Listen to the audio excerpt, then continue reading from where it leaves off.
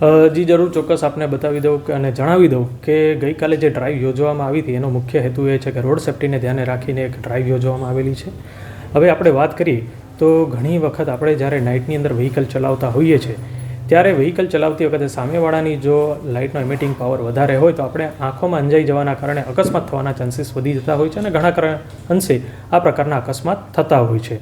અને ઘણી વખત આવા અકસ્માતના કારણે કોઈકને પોતાનો જીવ પણ ગુમાવવો પડતો હોય છે, કાં તો પોતાનો કોઈક અંગનો પણ ગુમાવવા પડતા હોય છે.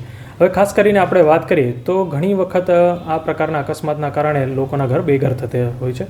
હવે આપણે વાત કરીએ તો ગઈકાલની જે ડ્રાઈવ હતી તો એ ડ્રાઈવની અંદર આશરે 39થી 40 જેટલા વાહનો ઉપર કાર્યવાહી કરવામાં આવેલી છે અને દંડનીય કાર્યવાહી આશરે 1,30,000 જેટલા દંડની કાર્યવાહી કરવામાં આવી, જેની અંદર LED લાઇટ છે, રેડિયમ રિફ્લેક્ટર છે, RUPD SUPD છે જેવા રોડ સેફ્ટીના જે કાયદાનો ભંગ કરતા હોય છે તેવા તમામ વાહનોને આવરી અને કાર્યવાહી કરવામાં આવેલી છે. સાહેબ, આગામી દિવસોમાં કેટલા દિવસ કાર્યવાહી ચાલુ રહેશે ને કયા કયા વાહનોમાં કાર્યવાહી ચાલુ રહેશે? જી જરૂર, ચોક્કસ આપને બતાવી દઉં તો એ બાબતે કે આગામી દિવસોમાં પણ આ પ્રકારની ડ્રાઈવ કરવામાં આવતી રહેશે અને તમામ પ્રકારના વાહનો જે કાર છે કે ટ્રક છે કે તમામ પ્રકારના વાહનોને આની અંદર આવરી લેવામાં આવશે. સાહેબ, ખાસ તો મોટા ટ્રકો હોય છે તેમાં ફોગ લેમ્પ અને વ્હાઇટ લેમ્પ લગાડવામાં આવે છે એક્સ્ટ્રા, શું કહેશો? જી જરૂર, ચોક્કસ.